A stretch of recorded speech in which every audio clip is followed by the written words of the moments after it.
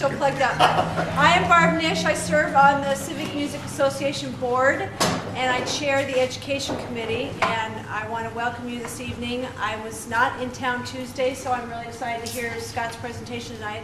I think many of you are here, have been here already. Thank you for coming back. That means it was a good show, and they want to come back and see more.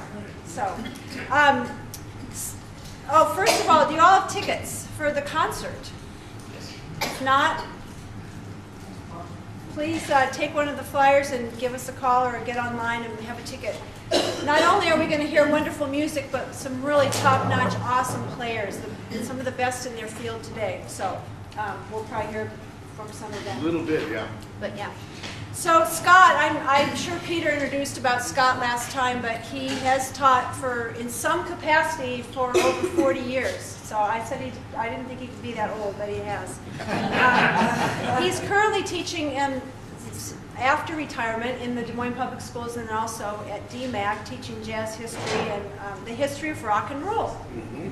So you've been called the jazz legend. No? Really? Oh, yeah. Well, I've been called a lot of things. Yeah. The DMAC website calls you a jazz legend. Yeah. So that maybe because you started the DMAC Jazz Band. Oh, yeah. Yeah? Okay. So he has the band Freestyle. Some of you all know that. The Scott Davis Jazz Quartet. And he's in the Drama Kings. Or that's your band too, the Drama Kings, yeah. And he has been inducted into the Community Jazz Hall of Fame and also the Iowa Rock and Roll Hall of Fame. And he serves on the Civic Music Education Committee. We really like having him, so thank you so much. I wanted to say that you're a graduate of our fine Des Moines schools. You went to Hoover and then to the University of Northern Iowa and then completed his master's at Drake. You're an Iowa guy. Pretty much, Yeah. Right. All right, thank you for being here. Thank you, Barb. How many of you were here last? I reckon. Oh, yeah! Wow. Okay, awesome. So I'm going to do just a real quick recap for the people that weren't here, and it doesn't hurt to kind of remember kind of what we talked about. So again, this point we're gonna probably start with the bebop. We'll talk just briefly about the swing years, and then we have cool and hard bop. It's 1950, 1965. Rock and Latin influences and fusion, which is basically jazz rock from 65 on to the present. That's assuming that actually all of these musics are still going on, really. It's not just jazz rock. They're all still here. So it's just, I didn't know how else to put that down. Once again, we got Thelonious Monk on the left, Ella on the right, Dizzy down on the bottom left, and Mongo Santa Maria on the right. And once again, we were doing the big picture. We did before jazz, then the jazz gumbo, kind of getting it started. Our New Orleans jazz, primarily 1905 to 1930. The early big band swing, followed by the swing years, when we had just kind of pretty much finished up with that. And we'd listened to a few soloists, and the singers, and then we were going to turn the corner and do bebop. And I kind of wrote this about what we talked about last week. Melting pot of New Orleans, with the help of the ragtime craze, ferments the beginning of jazz. I just read this after I talked to you Tuesday night that a recording by the original Dixieland Jazz Band was really seminal and got a lot of people talking about it. A lot of people heard it. So the popularity of jazz really took off from that recording. And then they were apparently touring quite a bit too. The Great Migration encourages and promotes jazz moving up the river to Chicago and then New York. And of course we got the people, Armstrong, there's a typo, Big Spiderbeck, Jelly Roll Morton, Sidney Bechet. Early stirrings of swing music and the music of Fletcher Henderson, and I wish we could devote more time to him because he was really did so much for jazz and doesn't have the name recognition that he should. And then the swing music with the big guys, Benny Goodman and Duke and Count Basie. Meanwhile, ragtime has turned to stride piano, which has spawned boogie woogie, a direct link to early rock and roll. That's really fascinating. When I first heard boogie woogie, I thought, wow, that's rock and roll. But we're not talking about that tonight. That's another another session. And then we've talked about the singers, because singers and piano are always in the mix, in addition to the ensembles. And they're separate and yet they're together. I was going to play this. I found this will be a video of Gordon Wycliffe, who is going to be here on the 18th. And he's playing in a traditional Dixieland kind of thing. And when Barb finds that video, we'll punch that up, and it should be up here. And I might have you go forward. Let it run for a minute here. Got a little soprano sax style of Sidney Bechet.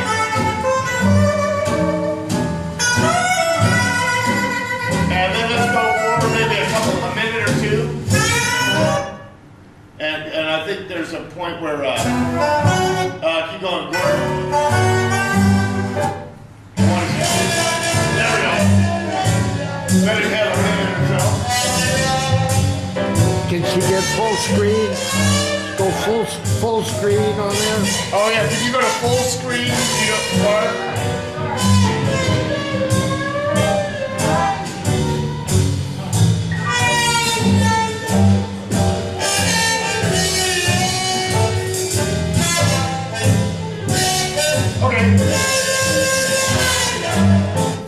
All right.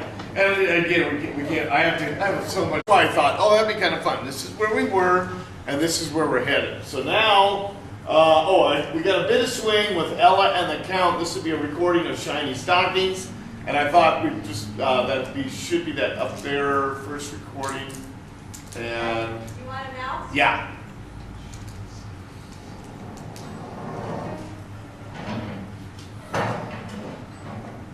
Oh, and there's a volume on the.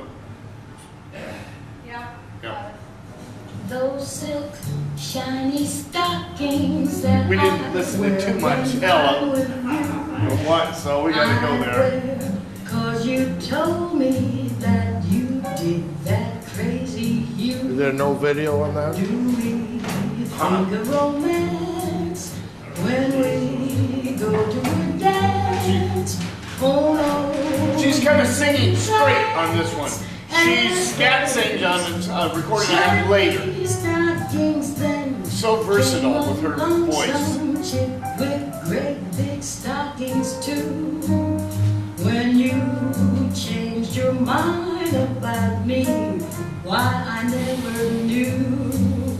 I guess I'll have to find a new kind of guy who digs my shiny stockings too. Okay, and the reason I chose that is I obtained this playlist for the 18th for the group, the 100 Years group, and one of the songs they're going to play will be Shiny Stockings. So that's kind of like borrowed from that. Why not? Or was it? I was trying to explain this to the jazz class today at DMAC. In classical music, at the beginning of the 1800s, we had the music of Beethoven and Schubert, and then a little bit later Brahms, and all of this is following a progression of harmonic stuff that kind of has a direct line. And then Wagner towards the end, and these other guys, Debussy, they all start messing with it, and it gets really complicated. And even our analysis that we have in music history, you have to give it up. It just doesn't work anymore. And they kind of did the same thing with jazz. The swing, the early jazz and the swing, it's going along. And then these guys, we have a picture on the left, is Charlie Parker and then Dizzy Gillespie, two of the main rascals involved. They were the ones who sat down and started thinking about this. As Parker said in this interview that I didn't include, he said, I've been hearing it this way all along. They were starting to hear this. So it happened in jam sessions after the regular work in the course of the evening, mostly in New York City, if you can imagine, late at night. And then during the day, they'd all gather at somebody's dive apartment and sit around and talk these things out. Gil Evans was in there at one point, Thelonious Monk, and these two guys, and among others. And I call it intellectualism because to me, it was like these guys were making up their own college and attending their own college and evolving this music.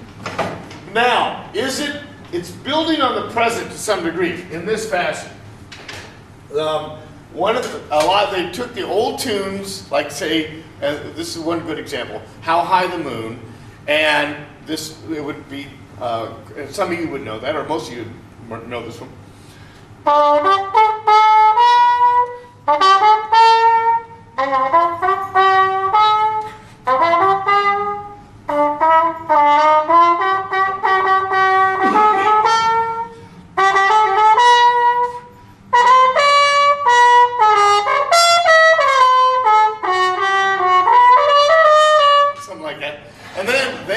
Well, let's play a song called Ornithology, which was based on that, and that came from Charlie Parker's nickname, Yardbird, which he shortened down to Bird, and so Ornithology.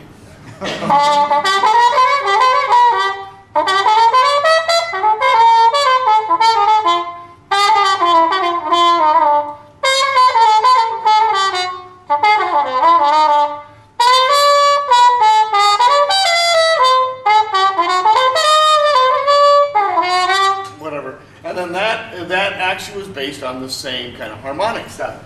So there was a connection to the past, but then they altered it quite a bit. And jazz now changes. It's now music for listening, not dancing. The dancing goes a different direction, eventually emerges as rock and roll. And we become a niche. And fewer people listen to us, but it gets a little more intellectual and sophisticated and really neat in that respect, but it also makes it's a smaller niche. Got some random pictures here. There's 52nd Street, which is where the heart of where this is happening. Coleman Hawkins, who was actually more associated with the swing era, was adapted to this music. Benny Harris, who I don't know much about, Don Bias, I believe passed away quite young, but was a good player at the time. Thelonious Monk down in the front, and then young Thelonious, and then Denzel Best on the back on the drums. And then, real quick, we're going to listen to a recording of Charlie Parker. There he is with Jay McShann, the big band that he came out of Kansas City with, which was, I think we talked about this the other night. Kansas City is the Southwest. It's way out there, man. And so Parker came from there, architect of the new language of bebop. And let's listen to Coco, which is based off the, let me play this real quick, if I can remember.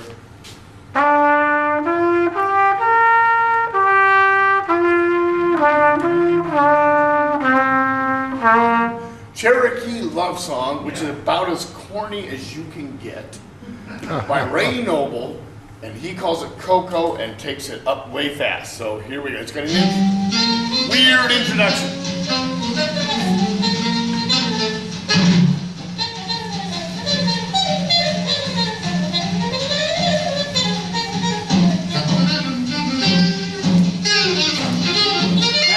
Matt Roach on drums, Dizzy Gillespie on trumpet.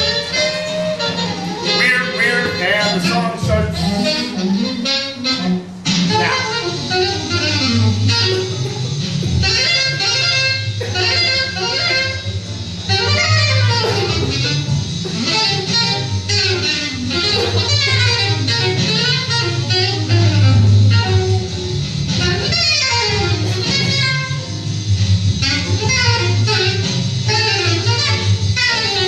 Here comes the bridge. We'll play that one later.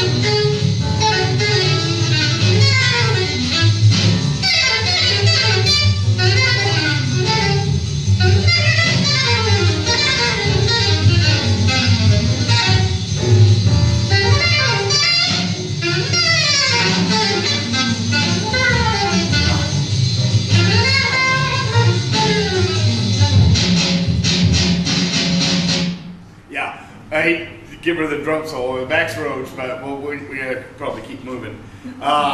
And the whole bebop thing came from the way they were phrasing. They go little bebop, and there were certain notes that they were using that hadn't been used before.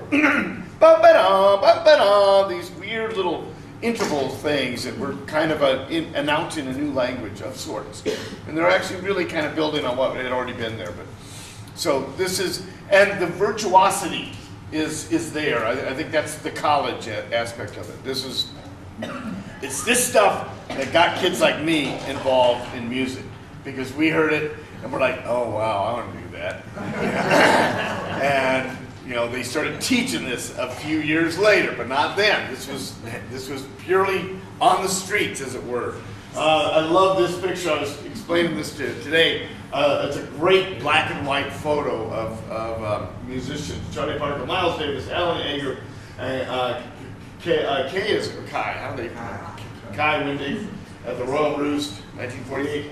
And then we got a real quick. We're just going to do a little bit of this. You can see Parker is in front of a string ensemble with that, and that's a harp right there in the front. He did one record with Charlie Parker with strings, one or two actually, and it's phenomenal to listen how well that stands up. I think you could go. Everyone should purchase it like right now. Let's listen to that. And this is honor of Abe Goldstein, Abe East of the Sun, West of the Moon.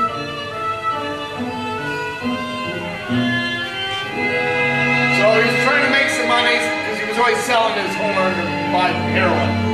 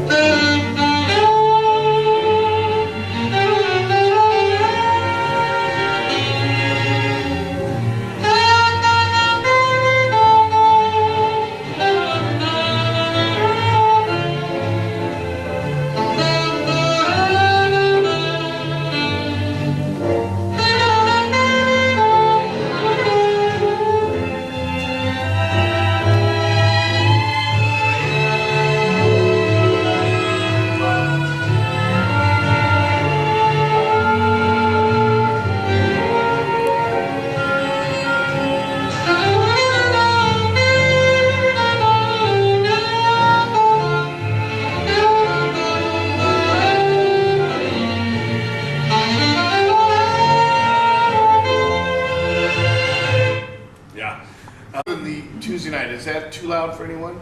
Or is that okay? Is that all right? Yeah, okay, all right. Yeah. Next we have Dizzy Gillespie, 1917, 1993. The other architect of the new language of bebop. He was the elder statesman of jazz too, because he, as many social or personal issues that Charlie Parker had with heroin addiction and short life, Dizzy lived into his 70s or so, and I saw him play at Drake University. When was that? 91 or 2, something like that, right before he passed away. And so it was really, I saw him a couple times, and it was really an honor to see him play. And he did some state tours for the United States government back in the 50s and 60s, and always had kind of this little playful sense. His real, again, it's interesting how this works. His biggest impact was when he was young, those first few years. After that, other trumpet players eclipsed him from a trumpet player standpoint. He was still a wonderful player, but it was kind of like he didn't hear anything much different. Miles Davis, is an exception, and we'll talk about him later. Nevertheless, he was still an awesome player. And I have this great video footage. This would be a video then, Barb, and said Dizzy Gillespie Orchestra. One bass hit. When Charlie Parker and Gillespie were taking their bebop group out to California after having played in New York, and all of this was just within a few years. They didn't do so well in California. Dizzy goes back to New York. Parker sells his train ticket to buy dope, and he gets in the hospital. He lands in the hospital for a mental breakdown and all sorts of stuff. I will can't go into that. We don't have enough time. Dizzy came back to New York and formed a big band, which, and at this point, big bands are kind of starting to be on decline. So this band never really did much, and it was kind of more of a bebop big band, so it was almost an oxymoron. However, this footage is lots of fun. A bass player who I still don't know, I have never taken the time to look this up. I don't know who it is. It's one bass hit, it's basically the bass player is playing the melody. But then the other guys horse around. Watch, if you can see it, I get somebody up there, because Dizzy horse clowns around.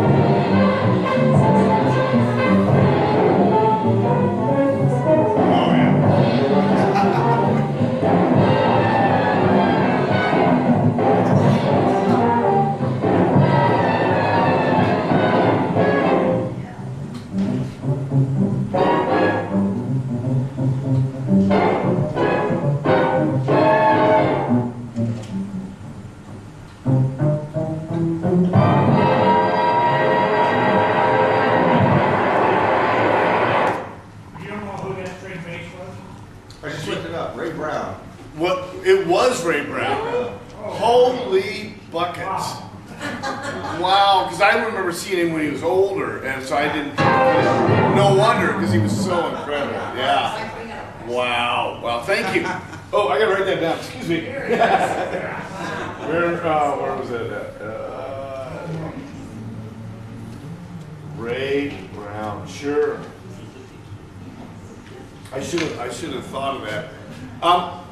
Actually, while you're there, go to the top of the list at around midnight, Thelonious Monk, because I had a recording, then I found this afternoon, and it's 1966 of Thelonious. And he's hard to categorize because he was involved with the beginning of this bebop movement, but his music was so different. He wrote in such a different way. It was simple but complex. His piano, if we play a little bit, you'll see his technique is terrible as a piano player. And then he'll run off one of these little licks. It's like, oh, he could do it. It's just he doesn't always do that. And so Monk, really, his songs are so weird, they stick around a long time.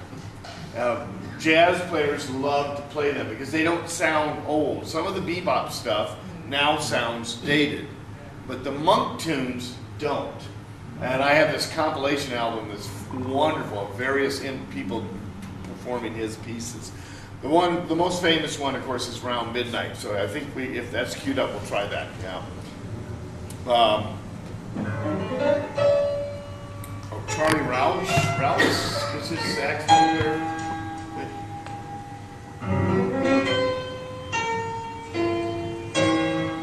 And he's pretty eccentric. He quit performing at one point. He just mental health.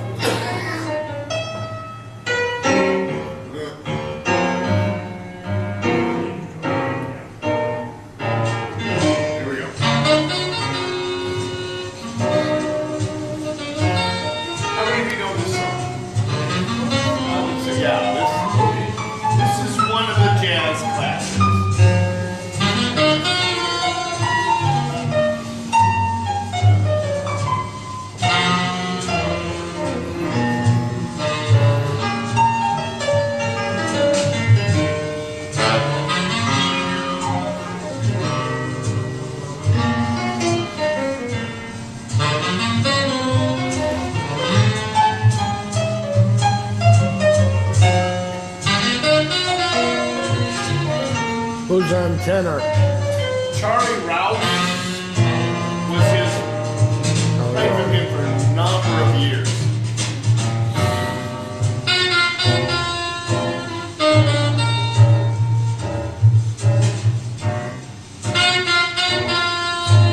I find it interesting, they're in like a museum or something, you know, trying to create spaces for jazz in the 60s.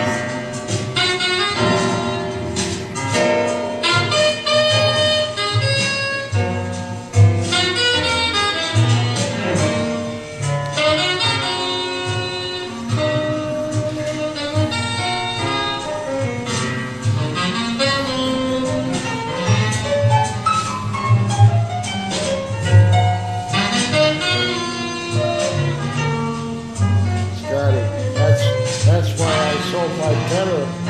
Yeah. I could play like that. Okay. I want to move ahead maybe a little bit, see if Alon gets playing. There we go.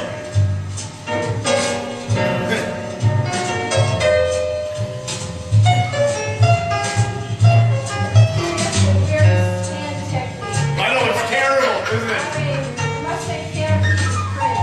Then he runs out that thing. Otherwise, he looks like an 8th grader playing.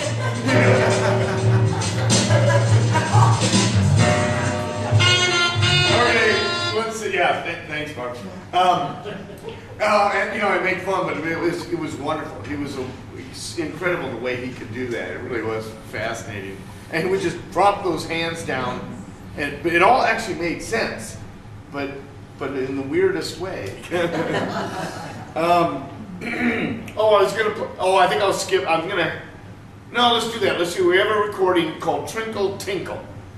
I hate these titles. Some of them are loud. But his writing is so unique. This is one of my fun ones. It's so weird. With John Coltrane. The only time they were together, I believe.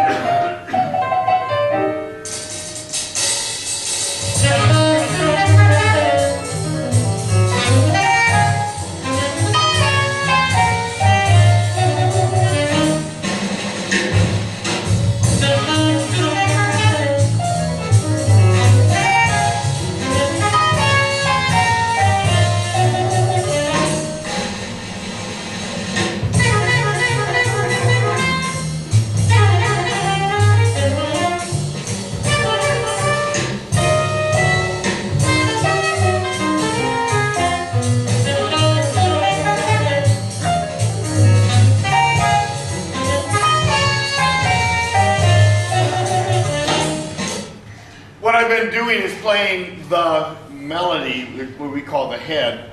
Most of these have been, if they're not a blues form, which is 12 measures, and we talked about that Tuesday night, then, and I might have mentioned this the other night too, was a song form, American song form. We have an 8-measure musical idea that's then repeated. So A, we title it. And then there's a bridge, which we title B. It's usually in a different key and something different by contrast. and then we go back to the A, the last statement of the head. And so this is a 32 bar song form. So this one and the one around midnight, they're in that standard thing. So there's, up until right about now, we're still using that form, and then they're going to break that down real soon. Actually, it's already occurring in the late 50s and early 60s as people head different directions. I'm going to skip real quick. I had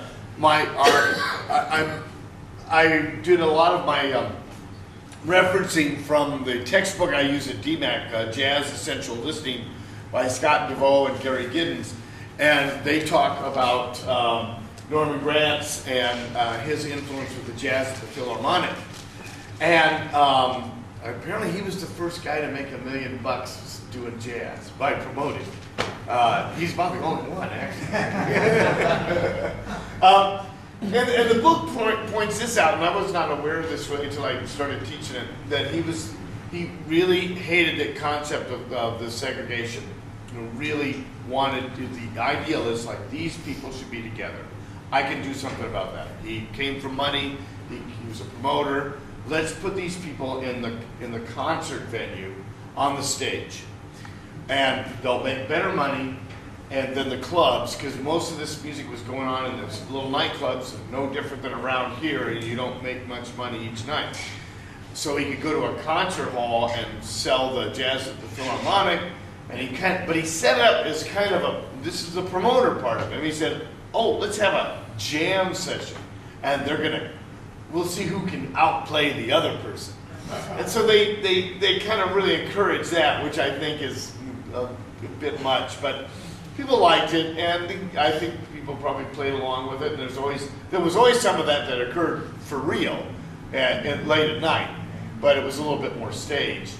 But again, it was a strong influence. It helped a lot of musicians and spread jazz around. And now jazz is starting to go at the Philharmonic concept, and then in colleges. Dave Brubeck, as we're going to see real quickly, his crowd is that's becomes the jazz crowd.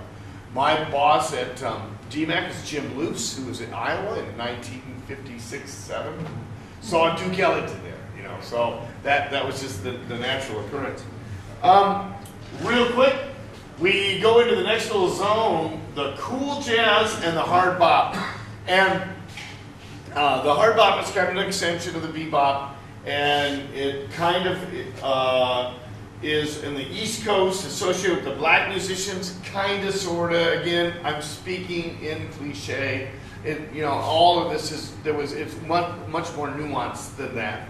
And then the cool jazz was the West Coast jazz, associated with predominantly white musicians. And there was a little bit of history there because of the studio systems out there in California for the movies. There was work to be had for a musician, but the white guys got the gigs, not the black guys. So they were out there, but then they did the same thing as the black guys. Did, like after hours jam sessions. They were finding this music too. In the studio during the day, you play what's written in front of you, you get paid, you go home, and then at night you do the creative stuff. And we got two trumpet players that we'll try and listen to a little bit. Clifford Brown was just a phenomenal trumpet player. He was kind of the king that replaced Dizzy Gillespie. And I think we're going to try and listen a little bit of him. And Chet Baker, as you can see, this handsome white man who just had a beautiful voice as a singer and a beautiful trumpet sound, and also was in jail half the time because he was doing drugs. And ended up in a lot of time in Europe just because he had so many issues. And I don't know, I might skip, how am I doing? Yeah, I better skip these guys, I love them. But Tad Dameron and Lenny Tristano were also part of this. If we get time at the end, maybe I'll go back, but I'm going to skip them tonight and talk about the one seminal recording session, The Birth of the Cool, 1948. And I list the members there because just about all of them went on to careers in jazz. Miles Davis had this idea with Gil Evans, kind of sitting around in these apartments talking about this, of using different instrumentation and different recording compositional techniques to create this music that is almost starting to blend parts of classical music and other types of music. The movies, as we know, the movie theaters, we've got people recording wonderful material for the movies back in the 40s. You know, everyone's listening to all of this stuff, and I'm sure it's fueling ideas. So they put together this little session with Jerry Mulligan on baritone saxophone, John Lewis on piano, J.J. Johnson trombone, Gunther Schuller French horn, Lee Conant alto saxophone, still alive, Bill Barber tuba, Max Roach drums, and this is Moon Dreams, and this will be a recording, and this is the very moody effect that they're trying to create, and it doesn't follow that 32-bar form to speak of, and so let's see if we can listen to that a little bit.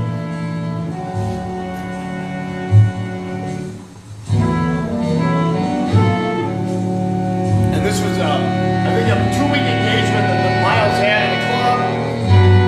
They recorded, it sat in the vault for a couple of years, then it came back out, was reissued or something, and then people was like, oh yeah, we're gonna go down this road. Really. And I believe this is one of the recording sessions.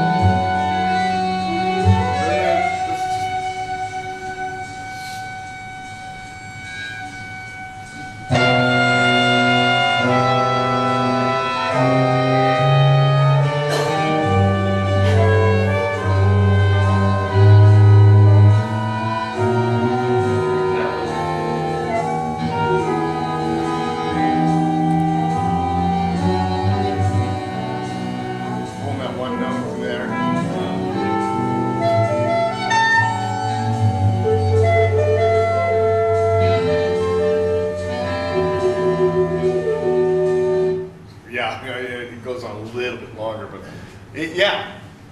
What's so interesting is we have this course, and yet we could probably spend 5 nights just doing Miles Davis and all of the lines that he started. Oh. He explored so many comedians. Oh, it's incredible. I know. I got so much stuff in here. I'm going to make you stay till 10, you know. Yeah, I know. The things that Miles did. I really tried to go into it, but it's just so exhausting. There's so much, yeah.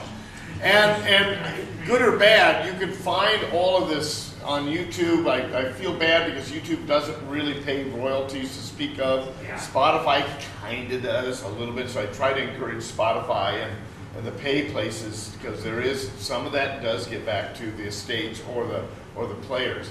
But YouTube is just rampant, but it is out there. It makes my job as, looking this stuff up incredibly simple. It's amazing because a lot, Anyway, so Jerry Mulligan and Chet Baker formed this pianoless quartet, purveyors of the cool sound. And when we say cool, there was I guess bebop was kind of agitated by design, and then the cool was the opposite. And this is so typical. We see this in music and art and whatnot. You know, you've got complex and then simple, and then complex and then simple, and it just kind of goes like that periodically. And so, and then these guys are it's called Bernie's Tune, and it's a recording. And again, Chet Baker, victim of the heroin popularity, great singer. I guess, I already mentioned that. So let's listen just a little bit of this. And this earlier stuff is still, I think, hangs on to a little bit of its bebop notions, but it's a little mellower too. You know, it's hard to get a grasp of that.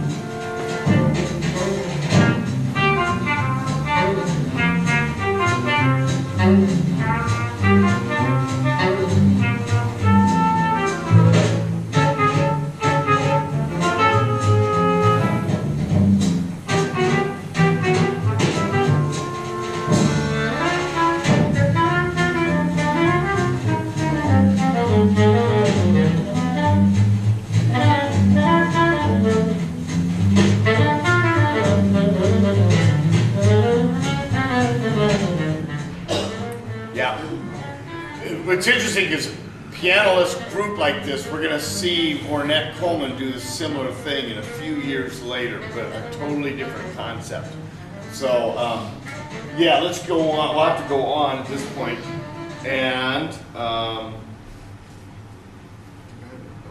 the Modern Jazz Quartet, really, this was a fascinating group. How many people were familiar with them? Yeah, thank you. Yeah. Look at that. They were together with one exception. Right when I was in college, they broke up and then reformed. But like 46 to 93, that's incredible. And virtually the same players. John Lewis on piano.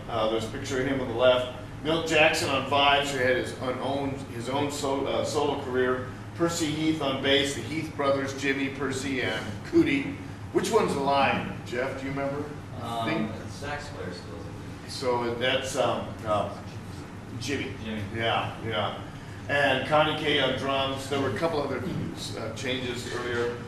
And I thought I had video, but I know I have a recording, right? So let's do the recording right now. So you got piano, bass, drums, and vibes. John Lewis was adamant about this as a concert. They dressed the look, they suits or tux. They insisted on people being quiet in the bar. Good luck with that. But they understood that kind of mix of this music with the classical music, or the essence of that. And then we explain the whole thing.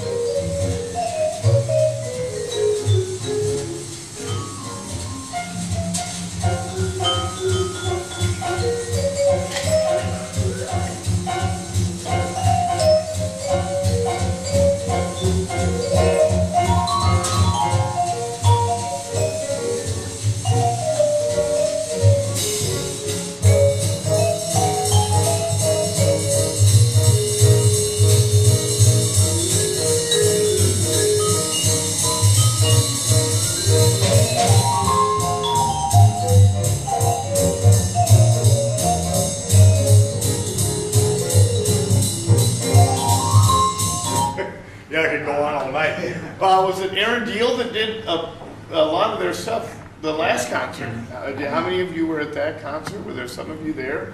Yeah, it was really cool. It was fascinating to hear him, like do a little tribute.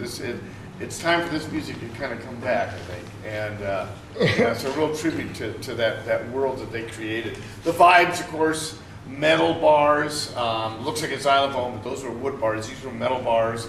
They have a little motor to have a vibrato effect underneath the bars that I don't know if Jackson used that much or not. I can't hear it on there or not, but it's a wonderful sound and wonderful writing by those guys. Now we're gonna do the trumpet, the hard bop stuff. Let's do just a little bit here. Clifford Brown, let's do Donna Lee. I played this on my senior recital at UNI. Not as good as Clifford, but I was inspired to at least try it. So here we go.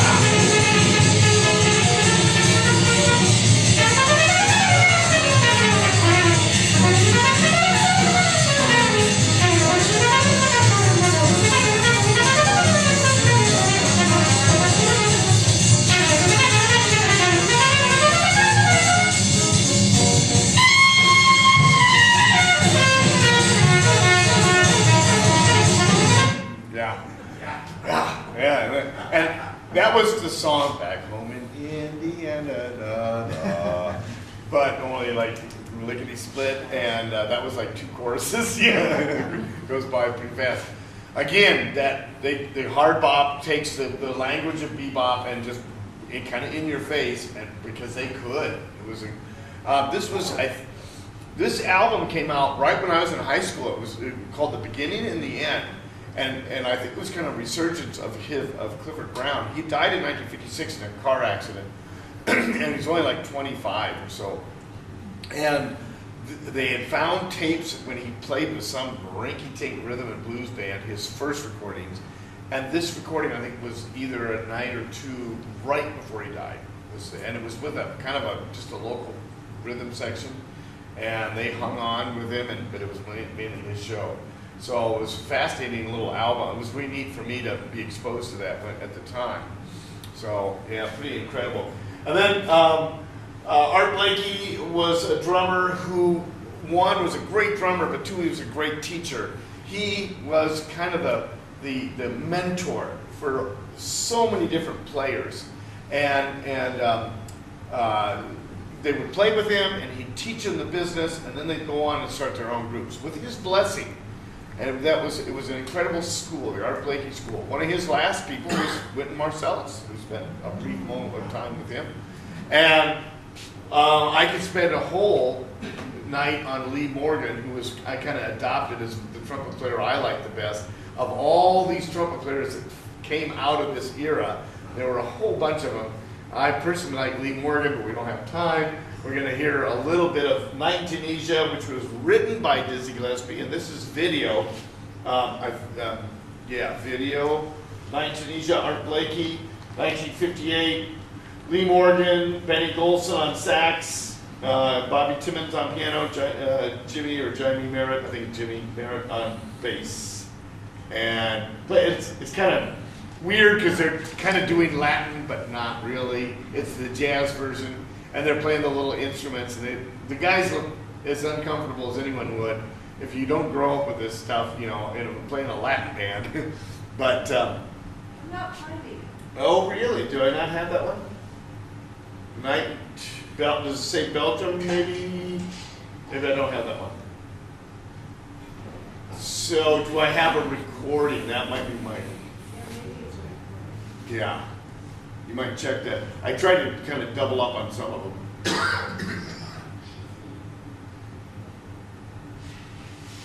Don't see it? Okay. All right. We got to move on. That's great. Okay. Do we have a recording of Fables of Faubus then while you're there? Yes. Okay. And we'll talk briefly of Charles. Hard to categorize. How many of you have heard of Charles Mingus before? Okay. He was a very intelligent man because the business side of the world, he wanted control of his tunes, his compositions, and that wasn't always the case in those days. And I read his biography not too long ago, a few years ago, and that was a big part of the book early on. Plus, his stuff was weird, and he would assemble these small groups of musicians. They'd try to play his stuff. They wouldn't understand it. He'd yell at them. He was kind of obnoxious, and it was just drama all the time. But he had a place, and this was one of the songs. He was an activist too. Faubus was the governor of Alabama or Mississippi? Arkansas, yeah, in the mid-50s when they had the segregation issues. And is that when Eisenhower called out the Guard, right? Pretty much it was Faubus versus Eisenhower. And Eisenhower won, fortunately. And so he did this Fables of Faubus and recorded. And if you think about it, there weren't a lot of black activists at that moment in the arts. There was a handful, but not many. They were on the ground marching, but a little slower, I think, in the music and the artistic world. But they came around pretty quick.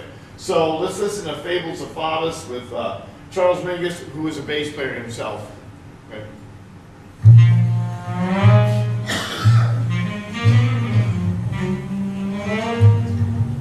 And he wrote in many different styles, hard, kind of a gospel influence, kind of swing, kind of bebop,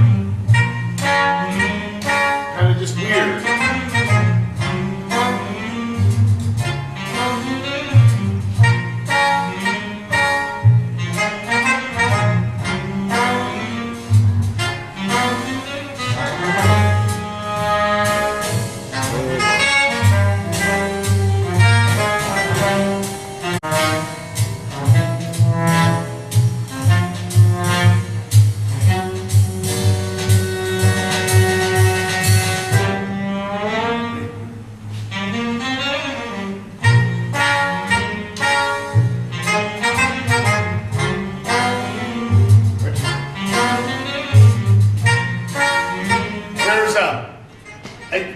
Almost a sense of mocking in the way he wrote that. Can you sense that? Of making fun of the guy.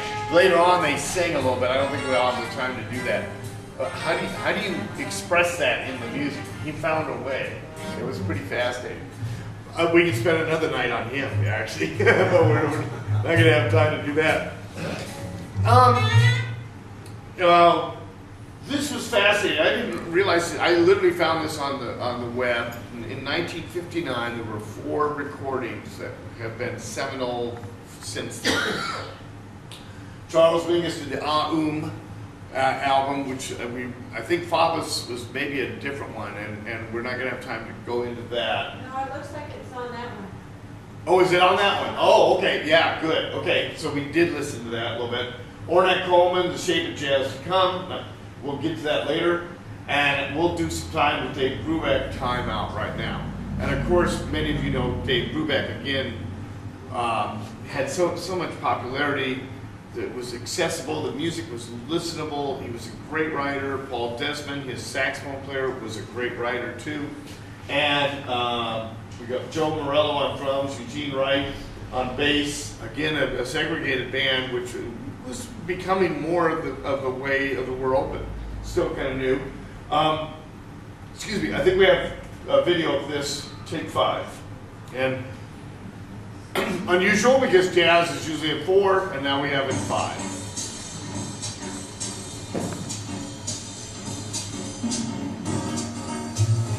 How many of you have heard this song? You just. Yep.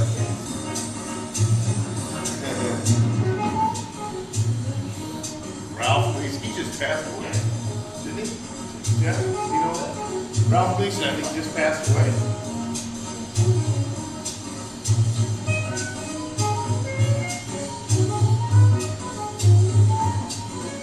And Desmond actually wrote this song, but Brubeck was a great right too.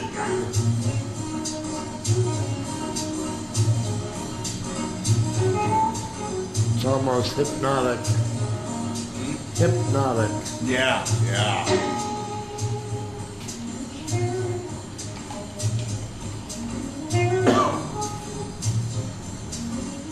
And without intending to, they're kind of introducing what we call modal jazz, where you just stay in one chord, you're not going all over the place like you did with the bebop. And the song itself had a form, but they choose to improvise over just part of it. And like you say, like Jazzman Joe says, it's hypnotic.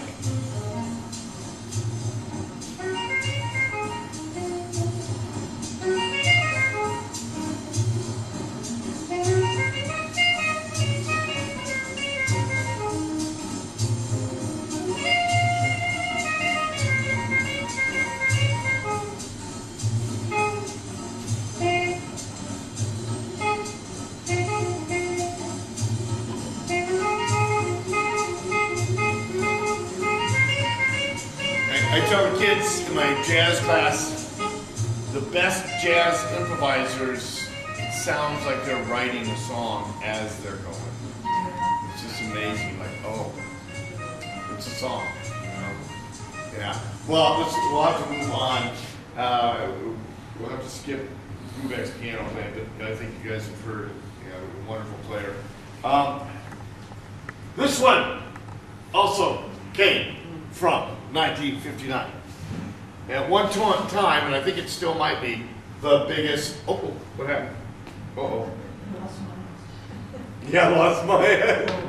Yeah. Blame it on Donald Trump. Let me reload that, excuse me.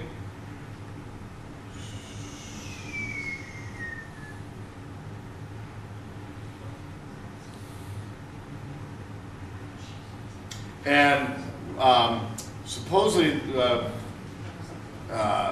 Kind of Blue is the largest selling jazz album of all time. At least at one time that was the case.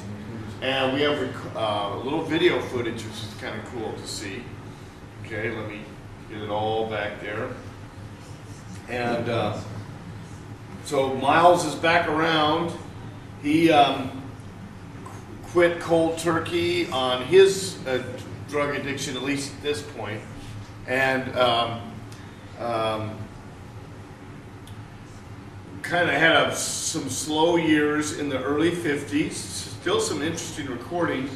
He was with Prestige, and then I think he goes to Columbia to do this, if I remember correctly. Let's see.